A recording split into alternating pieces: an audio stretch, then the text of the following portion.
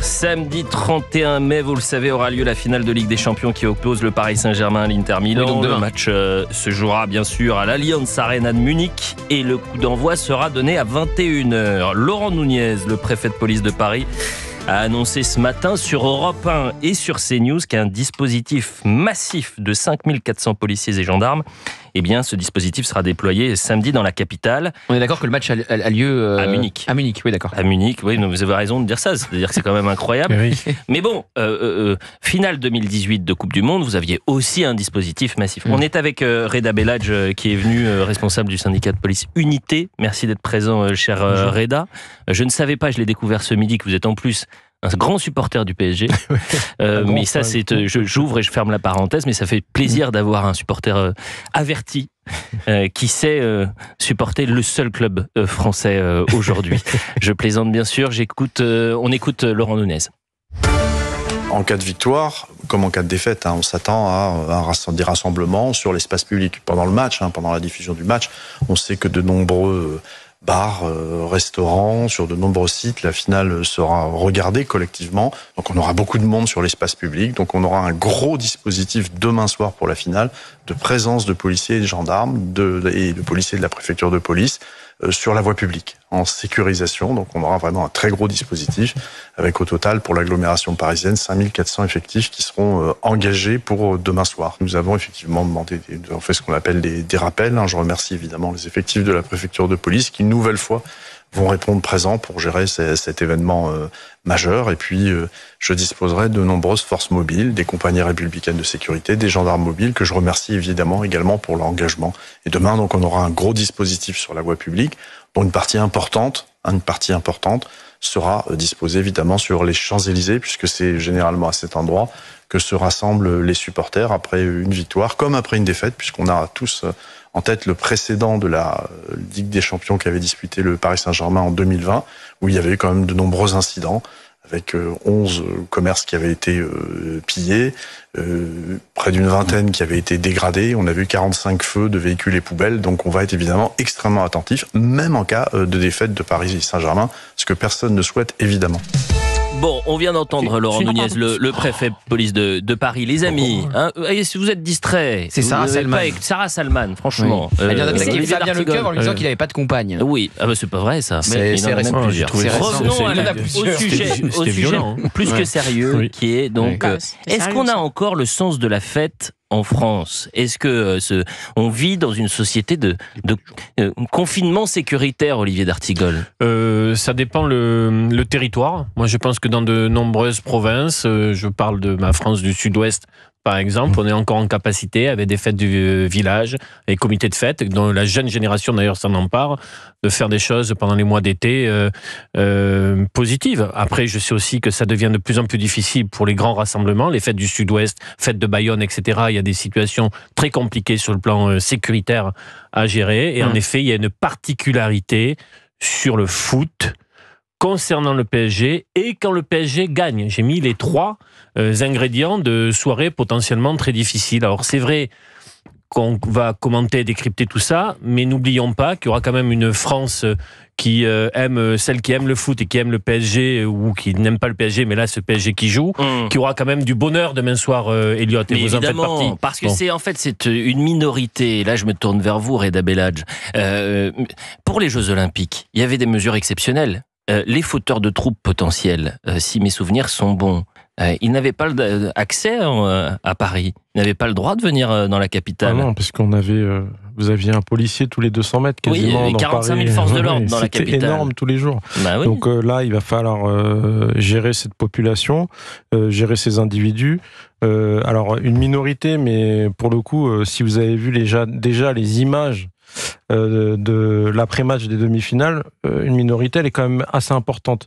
Donc là, si ça reste une victoire historique pour le Paris Saint-Germain, donc on a connu, moi j'ai la chance de connaître en 2013 des violences urbaines suite au titre du Paris Saint-Germain, et c'était très compliqué sur place. Je peux vous garantir qu'à partir de 19h... Au niveau du Trocadéro à l'époque, c'était place du Trocadéro. Oui, alors moi j'ai moins d'expérience que vous en tant que policier. Non, je plaisante, mais... Oh, le coup de matraque. Je prends ça comme un compliment. Vous voyez ce que je veux dire? Oh, la grenade de désencerclement. Tu l'as senti au taser, là? Ils m'ont pas dit militant d'ultra. En tout cas, j'étais en bas des champs vers 20h à peu près. En 2013, vous dites, hein? Oui, 2013, en bas des champs. Ah, le soir de la victoire. Ah, c'était incroyable. C'était 40 grenades de dispersion pour évacuer parce que les individus essaient de rentrer dans le McDonald's des Champs-Élysées. Oui, voilà, il y avait des casseurs dans tous les sens. Parce que vous savez, c'est pas comme la gestion d'une manifestation. Là, vous faites des violences urbaines, mais dans Paris. C'est pas des violences urbaines en banlieue. Donc les individus sont mobiles, sont pédestres. Vous avez peut-être 200 mini-groupes d'individus à gérer. Donc c'est une situation qui est difficile. Vous avez des profils qui sont différents. Vous avez des individus qui viennent de banlieue. Vous avez des gens qui attendent ce moment depuis très longtemps, qui viennent aussi de province, mais qui malheureusement ont bu un peu trop d'alcool. Et du coup, c'est là qu'il y a des dérives à ce moment-là. Et donc je pense pas que ce soit ça va. En tout cas, c'est pas les vrais supporters parisiens avec qui on a des problèmes. Ça, c'est sûr.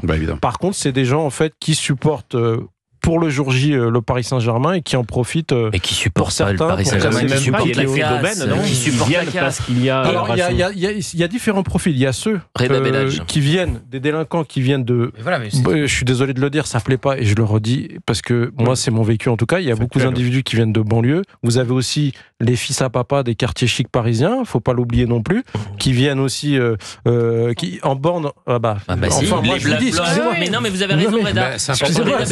Faut préciser que par exemple sur les casseurs, les manifs, les fameux black blocs qu'on retrouve parfois, c'est ce que vous dites, les fils à papa, des quartiers riches. Ce que Gérald Darmanin avait appelé les black bourges. Mais vous avez raison, Reda. Je vous donne mon expérience. Mais Reda Bellage, vous avez raison. Et du coup, et qui sont des fois pas les moins violents pour le coup. Mais ils arrivent à peut-être s'en sortir. C'est pour ça que sur le dernier événement, en tout cas suite à la demi-finale, on avait fait 50 interpellations, ce qui est énorme, à peu près 44 gardes à vue, et malheureusement il n'y avait que 5 déferments. Donc déjà, le message qu'on a envoyé aux individus qui sont venus pour casser à Paris, il est mauvais, puisque en fait ils vont revenir, et c'est pour ça qu'on doit encore plus, c'est ça qui est paradoxal, il faut encore plus mettre d'effectifs de police, parce qu'on n'a pas été en capacité, pas côté police évidemment, mais de l'autre côté, pour punir les responsables, on n'a pas su le faire. Bon, c'est pas gravissime, c'est pas un scandale, mais je trouve ça triste, dommage, par exemple, Gauthier Lebret, qu'on n'ait pas de fan zone gratuite pour cette grande fête du sport. C'est historique. Vous allez avoir un grand événement au Parc des Princes, mais qui est organisé par le PSG, c'est organisé merveilleusement bien.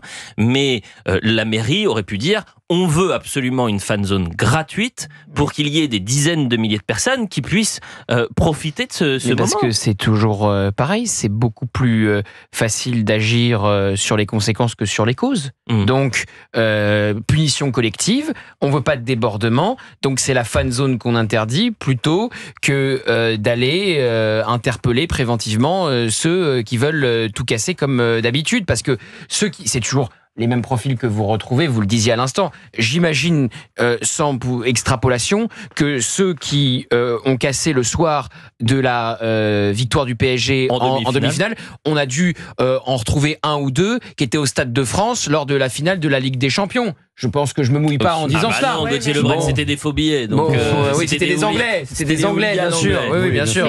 Mais quand vous dites interpeller préventivement, vous pouvez pas interpeller tant que l'infraction n'a pas été commise. Il faut d'abord qu'ils commettent une infraction.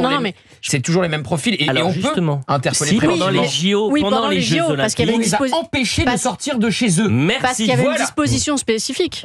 C'est exactement ce qu'il faudrait faire. D'accord, là, en tout cas, j'ai pas vu qu'il y avait une loi d'exception pour la fan zone. Non, mais des lois d'exception, vous avez pu en proposer pour les Jeux Olympiques et ça a été géré formidablement bien. Donc à chaque fois qu'il y aura un événement, vous allez proposer une loi d'exception. À la fin, ce sera plus une loi d'exception. Oui, non, mais alors déjà, c'est pas tous les jours. Non, mais Sarah, vous avez raison. Mais sauf qu'il faut vivre. Sarah, faut vivre avec son temps. Mais je vis avec mon temps. Si vous êtes, moi en fait, ce que je veux, c'est que les délinquants, ils aient la main qui tremble avant d'aller casser une vitrine ou de taper sur du policier. Dans ce cas-là, il fallait pas faire 5 déferments, il fallait faire 44 déferments sur 44 gardes à vue. Je suis d'accord Olivier d'Artigol. Salman, dans le sens où si la loi d'exception rentre dans le droit commun, on a quelque chose qui peut questionner. Est-ce que le droit commun peut nous permettre de gérer cet événement. Il me semble que oui. La gestion du droit commun, parce que les lois existent, les peines existent, mais elles ne sont jamais appliquées. Exactement. Parce que sur 44 déferments, combien il y en a qui vont en prison? Là, c'est un problème de réponse judiciaire. Visage dissimulé. Visage dissimulé, si on a envie de les trouver, on les trouve. Réunion, dégradation de réunion. Là, vous avez déjà, maître, vous me direz oui ou non. Il y a déjà 3 circonstances aggravantes. Il faut quoi de plus en fait pour être déféré? Mais vous avez raison. Mais pourquoi ils font pas? Et on refuse les punitions collectives. Mais quand on devrait prendre une personne dans le groupe de casseurs, il devrait prendre pour l'entièreté du groupe. C'était ce qu'on avait eu comme débat à Sainte-Soline avec les Black Blocs de l'Europe entière qui étaient venus casser du gendarme. Mais le Conseil constitutionnel avait retoqué, censuré cette loi qui voulait sanctionner une personne qu'on prendrait dans un groupe pour ce que l'entièreté du groupe aurait pu commettre.